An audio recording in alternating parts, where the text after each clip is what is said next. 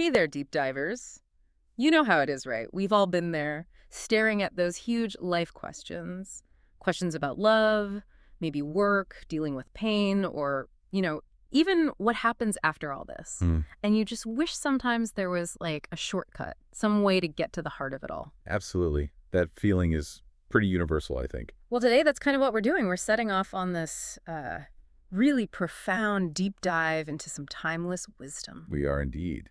And the material we're drawing from, provided by our listener, it's incredibly rich. It spans ancient scriptures, deep philosophical works, and, well, even contemporary spiritual insights. Yeah, a real mix. We've got things like the Bhagavad Gita sitting alongside, the power of now. Exactly. And our mission, if you like, is to pull out the most vital nuggets of knowledge from all these different viewpoints, not just summarizing, but really distilling the core understanding. Think of it as maybe your personal guide, helping you get well-informed on these grand themes of existence. We're hoping to connect some dots, maybe offer a few surprising facts, perhaps even spark some aha moments. And hopefully without making you feel overwhelmed, because there's a lot here.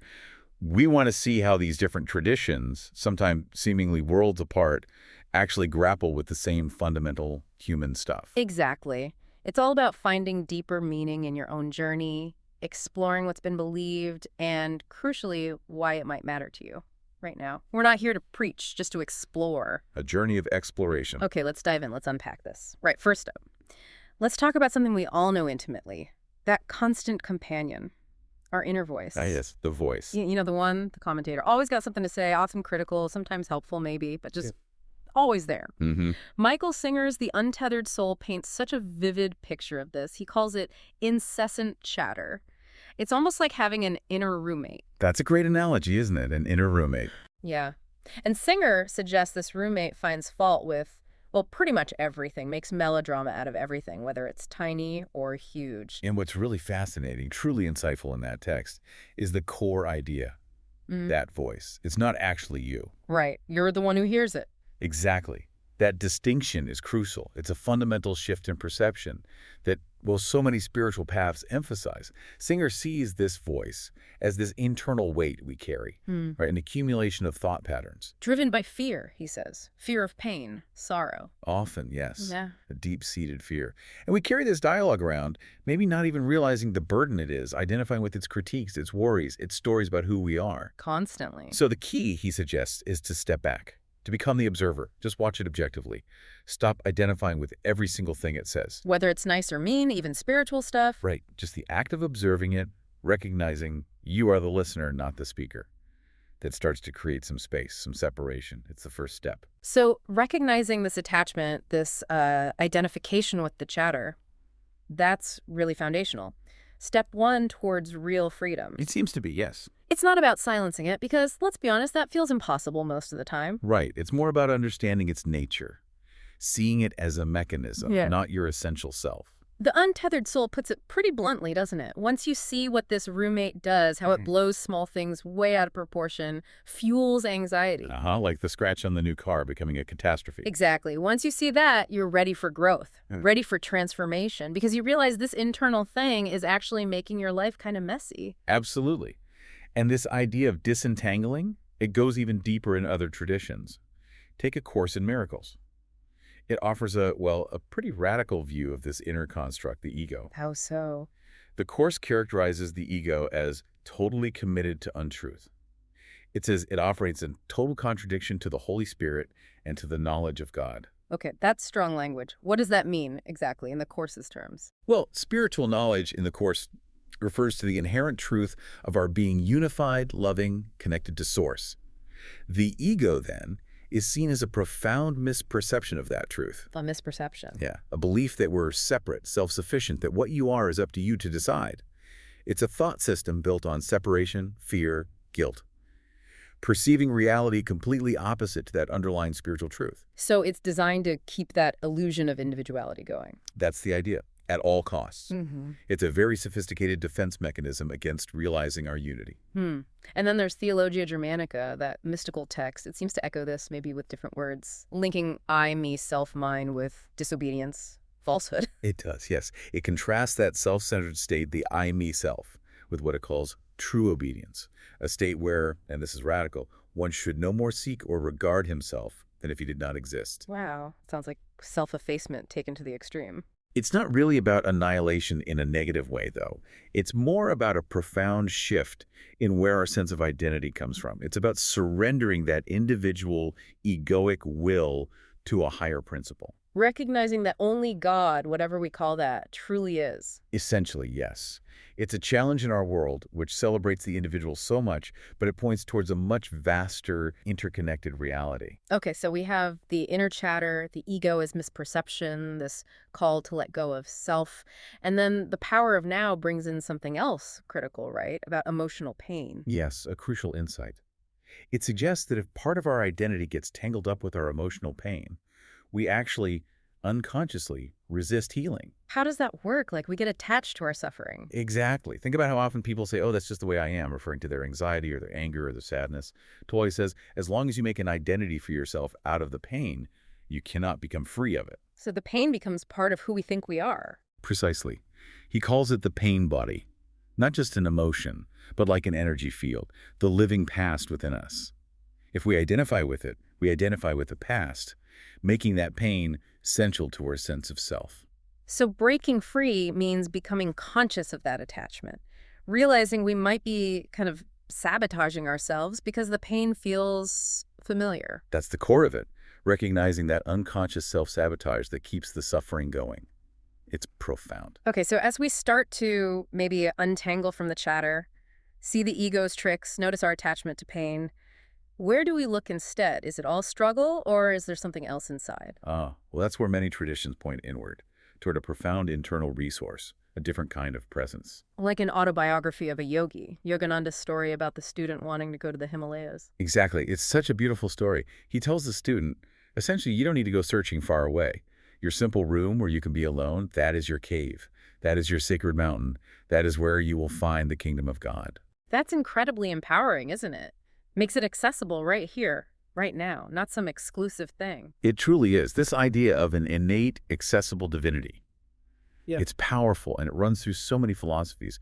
Theologia Germanica, again, it says, the life of Christ means Christ liveth in me. So not just a metaphor. The text suggests it's a direct statement. Where this life is present, God himself dwelleth. The divine isn't distant, it's intimately within, part of our very being, waiting to be realized. So transformation isn't about becoming something else, but recognizing what's already there, deep inside that inner cave. That seems to be the implication, reconnecting with our inherent nature. And the Way of a Pilgrim builds on this too, right? Describing interior prayer as something innate. Yes, not something you have to learn with complex techniques or specific words, but an innate aspiration of souls toward God. Like we're hardwired for it. This longing is just part of being human. It's described as a mystical inward groaning of creation, a deep, often wordless yearning, a natural pull towards the divine, suggesting this impulse for connection is as fundamental as any other drive. So the divine isn't just in us, but we're naturally drawn to it. Like a moth to a flame, as the saying goes. It suggests the connection is inherent, and so is the seeking. Okay, let's shift gears a bit, because this next part, well, gets really interesting. Mind-bending, even. Our whole understanding of time. Ah, yes, time. We usually see it as linear, right? Past, present, future, flowing along. But even way back, St. Augustine in his Confessions, he was questioning this. He was indeed. He observed that, yeah, we measure time as it's passing, but things in the past and the future, they don't actually exist. Which is a profound challenge to our everyday experience, isn't it? If the past is gone and the future isn't here, how can we measure them? What is time, then? It implies only the present moment, as it slips away, has any reality. And that observation kind of opens the door to some truly radical ideas. Conversations with God, for example, takes it to the absolute extreme. What does it say? It makes the astonishing claim, there is no time. All things exist simultaneously. All events occur at once. Wow. Okay. Simultaneously. Yes, it argues that you who are moving, not time. Time itself has no movement. There's only one moment. So our sense of time flowing is an illusion, a human construct. Like a mental framework we use to make sense of things, The text suggests the entire universe, past, present, future events, is like a single, vast, multidimensional tapestry unfolding all at once. And our consciousness just moves through it, seeing one thread at a time. That's the picture it paints. And crucially, it suggests your future isn't predetermined, not even by God, because it's still being created in this eternal now. So the future isn't fixed, it's genuinely creatable, That's the assertion. which means our choices right now, they aren't just influencing the future, they're actively creating it. Yeah. And this eternal moment of now. Right. And that now isn't static either. It's described as constantly changing, like a mosaic, a dynamic shifting reality. That puts a huge emphasis on personal agency, doesn't it? Every thought, feeling, choice. Yeah. It's all shaping what we perceive as future, because it's all happening now. The implication is staggering, yes. Your individual and collective thought has this immediate, immense impact, constantly altering the all in this single, infinite moment. Okay. My head hurts a little. It's definitely a concept to chew on. And Gary Zukov, in The Seat of the Soul, adds another layer. He introduces the idea that from the soul's perspective, Yes. all of his incarnations are simultaneous. All lifetimes happening at once. Think of it like an actor playing many roles in different plays, but all the plays are running concurrently, even though we in the audience see them one after another. Okay. So Zukov suggests that healing negativity or growing spiritually in this life, it benefits not just you now, but all your past and future selves, because the soul isn't bound by linear time. So the work we do today echoes across, well, everything. Retroactively and proactively. That's the profound implication. It underscores the immense power of this present moment, this now, for the entire soul journey. Wow. Okay, that really does make you reconsider everything. If the past and future are fluid, influenced by now, what does that do to worry or regret? Right. If your current state, your choices, can ripple outwards in ways we barely comprehend. It shifts the focus completely, doesn't it? To the power and responsibility of our consciousness right here, right now. Yeah. You're not just experiencing destiny, you're actively co-creating it. That's a crucial takeaway, which leads to the next question. If time's an illusion and reality is this fluid creative process, what is our role in it all? Yeah, how do we fit in? Well, Conversations with God, again, offers a really provocative view. It says, God is continually creating myself through us. Through us. Yes, giving us the ability to consciously create your experience. Yeah. We are, in essence, me choosing to be me. So creation isn't a one-time event in the past, it's ongoing, and we're participants. Active, integral participants. Our choices, thoughts, intentions. They're all contributing to how the divine expresses itself. We're not just puppets. We're co-creators, moment by moment. That idea, it really resonates with the Torah, doesn't it? God creating humans in his own image. Mm-hmm. It's not just about looks, presumably, but about having qualities like creativity, free will, and then blessing humanity to be fruitful, multiply, have dominion. Right. It implies an active role, an embodiment of divine creative power within the world. Not passive reflection, but active participation, managing, shaping, a shared responsibility. Like being God's hands and mind, manifesting new reality. You could see it that way. And drawing from the East, the Upanishads talk about two forms of Brahman. Brahman being the ultimate reality, the universal spirit. Okay, two forms. The shaped, that's the manifest universe, everything we can perceive, and the unshaped, the unmanifest, formless, pure consciousness it all comes from. Right. But here's the profound part. The Upanishads then say the heart within each of us is the supreme Brahman. So that ultimate reality, the source, it's right here, inside us, in our heart. That's the implication. An intimate internal connection to the creative principle itself. It grounds this vast concept of Brahman right within our individual experience, making it personal, accessible. Okay, so if we're expressions of the divine co-creating reality, and time is fluid, what does all this say about how we're connected? To each other, to everything? It points unequivocally towards unity, doesn't it? Mm-hmm. That all the separation we perceive is fundamentally an illusion. Things like it has to. Absolutely. Yeah. Deepak Chopra, in the Seven Spiritual Laws of Success, calls this the law of unity. He defines pure consciousness as pure potentiality, the field of all possibilities. Okay. And the law of unity states that underlying the infinite diversity of life is the unity of one all-pervasive spirit. No real separation between us or between us and the energy field of the universe. We're all just different expressions of the same one thing. Essentially, yes. And the more we connect with that unified field, that pure potentiality, the more we tap into the source of all creation, the more we can manifest possibilities. That's a powerful thought. And William James, in the varieties of religious experience, he includes that incredible account, right? Someone feeling totally. Along with the grass, the trees, birds, insects, everything in nature, Yeah. yes. Losing oneself in this perception of supreme power and love. It's not just thinking about unity, it's feeling it directly, viscerally. The ego just dissolves. It's a spontaneous moment of recognition, transcending logic, experiencing that one all-pervasive spirit firsthand. And Rumi, the poet, he's a symbolism for this too, in the Masnavi. Beautiful symbolism. He talks about a Solomon figure who brought unity to all the world's birds. So Solomon represents wisdom, bringing harmony. Exactly. Harmonizing all the different elements, the diverse expressions, into a cohesive whole. It's a metaphor urging us to look past superficial differences and see the common essence, the underlying unity in everything. Moving beyond our individual sort of ant-like concerns for just grain. And seeking that spiritual unity that brings real abundance, real peace. It's a powerful call to recognize our interwoven existence. Okay, so if we are all connected, if reality is more fluid than we think, how do we actually engage with that deeper level? What are the practical things we can do, the practices? Well, a lot of paths point towards stillness. The 7 spiritual laws of success, for instance, calls stillness the first requirement for manifesting your desires, for connecting to that pure potentiality. Stillness, like meditation. Meditation is one way, yes. Yeah. The book uses the analogy of the mind like a turbulent ocean. You can't see the subtle movements.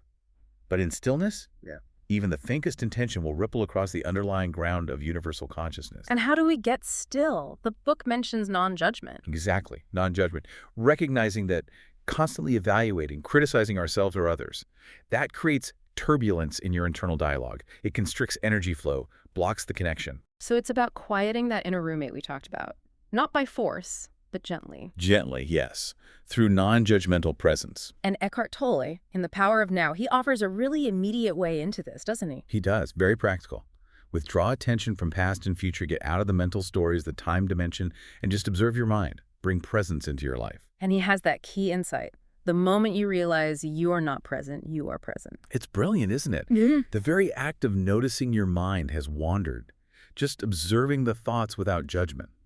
That is the moment of presence. So it's not about achieving some perfect state, but just noticing when you're not present. That noticing is the presence emerging, shifting attention from thinking about life to simply being in life right now. Okay. And then Be Here Now, Ram Dass, share something even more direct. Tilopa's Song of Mahamudra. Yes, an ancient Buddhist text, very concise, very potent. It basically says, empty your mind and think of naught. Rest at ease your body, giving not nor taking. Put your mind at rest. Just let go. It's a call to deep inner quiet, a relaxation of body and mind, not striving, not forcing, just allowing that natural state of peace, that fundamental awareness to emerge from beneath all the mental activity. Surrender to it. Okay, stillness, presence, letting go. But what about the really hard stuff? The pain, suffering, loss. Our instinct is just run away, right? Numb it, avoid it. It absolutely is. But many traditions suggest that avoidance is exactly what keeps us stuck. It prevents real growth, real freedom. So how do these sources say we should approach, well, the awful parts? The Power of Now is very direct, even challenging on this. It states, every addiction arises from an unconscious refusal to face and move through your own pain. Every addiction. That's a big claim. It is, but think about it, how we use things, activities, even relationships sometimes to cover up your pain, often unconsciously. So the way out isn't around the pain. It's through it. Tully says, face it. Feel it fully. Feel it. Don't think about it. Feel it, don't think about it. What does that mean? It means giving your full attention to the sensation, the raw energy of the emotion itself, not the story your mind builds around it, who caused it, why it's unfair, etc. Okay, so you don't get caught in being the victim. Exactly. You process the energy directly, allowing it to dissolve instead of letting it fester and become part of your identity, that pain body we mentioned. It takes real emotional courage. That really connects with Pema Chodron's work in When Things Fall Apart, doesn't it? She talks about giving up hope that we can just exterminate insecurity and pain. Precisely. We can't wish them away or find a permanent escape hatch. Instead, she says, find the courage to relax with the groundlessness of our situation. What does she mean by groundlessness? Acknowledging the fundamental truth of impermanence, of change. Life is unpredictable, unstable. Instead of fighting that, relax into it. develop a knack of hopelessness. Hopelessness, that sounds bad. It's not nihilistic hopelessness, though. It's more like letting go of the desperate hope that things will always be secure and predictable. It's radical acceptance of reality as it is. Meeting whatever comes up with curiosity, not making it a huge drama. Exactly. Allowing life to be messy without falling apart ourselves. Embracing vulnerability as strength. Wow. And then you have St. John of the Cross, dark night of the soul. He sees intense suffering as precious. Astonishing, isn't it? He describes the dark night not as punishment, but as a necessary purification, a spiritual crucible. To reach what? A closer connection to the divine. Yes, enabling entry into a seventh mansion, his term for a state of profound union. He details the intense spiritual dryness, confusion, suffering, but sees it as a divine process, freeing the soul from attachments, refining desires. Being dead to the world, to be united with him. That's the essence. Dead to worldly desires, ego attachments, so that a deeper spiritual love can be kindled.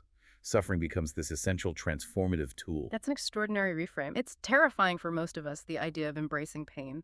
But it's not about seeking it out, is it? No, absolutely not. It's about transforming our relationship to the pain that inevitably comes, finding meaning within it. Like Viktor Frankl did, right? In Man's Search for Meaning, finding freedom even in a concentration camp. A perfect example. He discovered that even when everything else is stripped away, the one freedom left is choosing your attitude towards your circumstances. That internal freedom can't be taken away. Exactly. It turns suffering from a pure negative into an opportunity for growth, for finding meaning that transcends the external situation. So this whole journey, stillness, accepting impermanence, transforming pain, where does it ultimately lead? What's the culmination? What's the goal of this path of awareness and acceptance? Yeah. Well, Teresa of Avila, in Interior Castle, uses that incredibly beautiful metaphor, the soul as a silkworm. Ah, yes, Yeah. transforming It's into... a little white butterfly.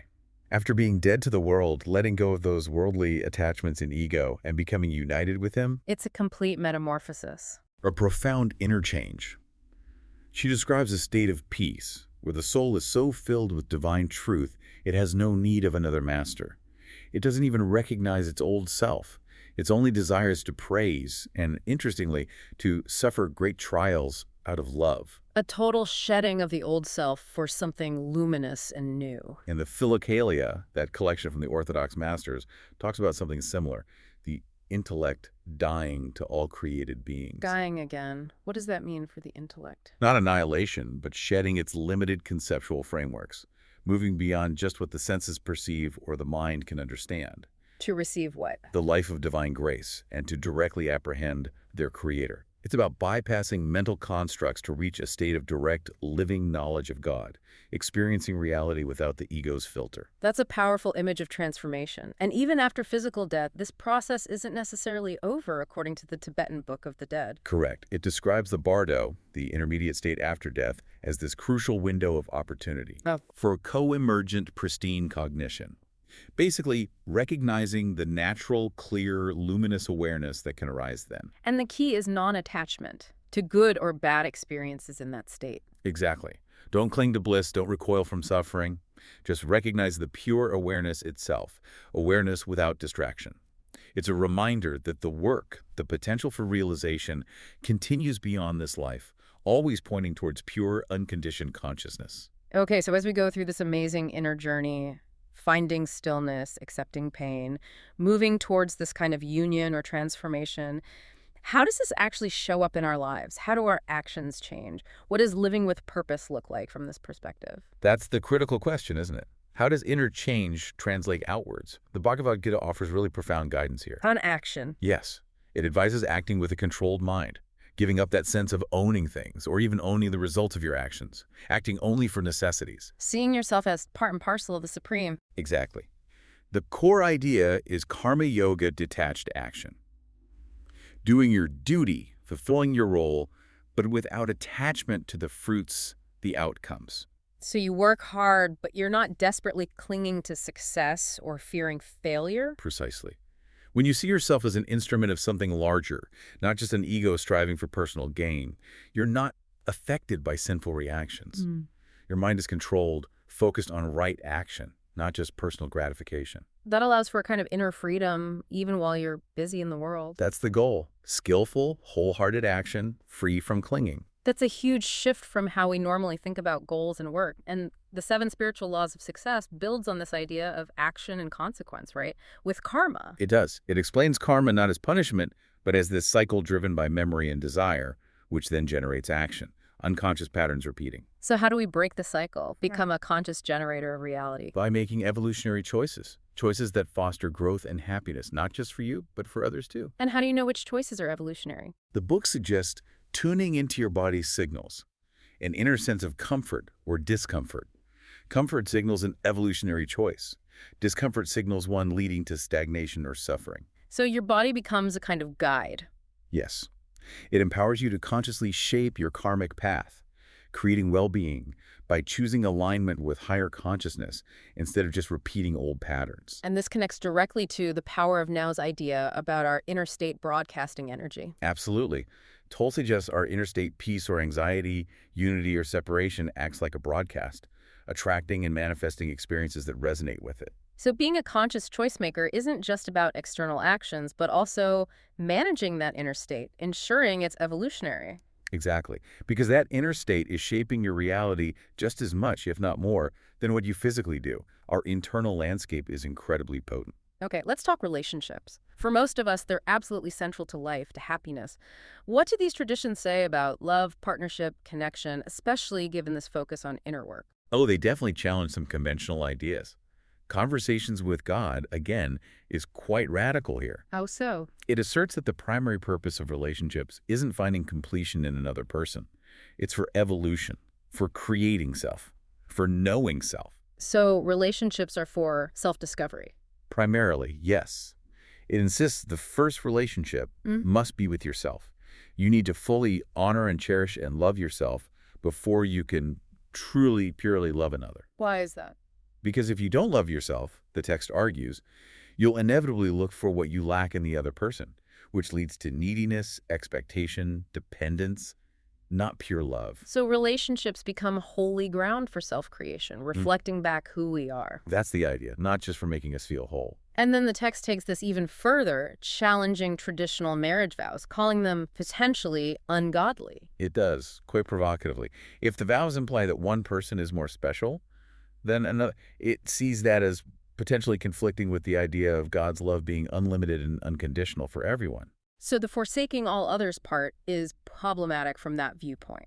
It views it as a potential blasphemy if it contradicts that all-inclusive divine love. It's not dismissing commitment, but questioning the basis.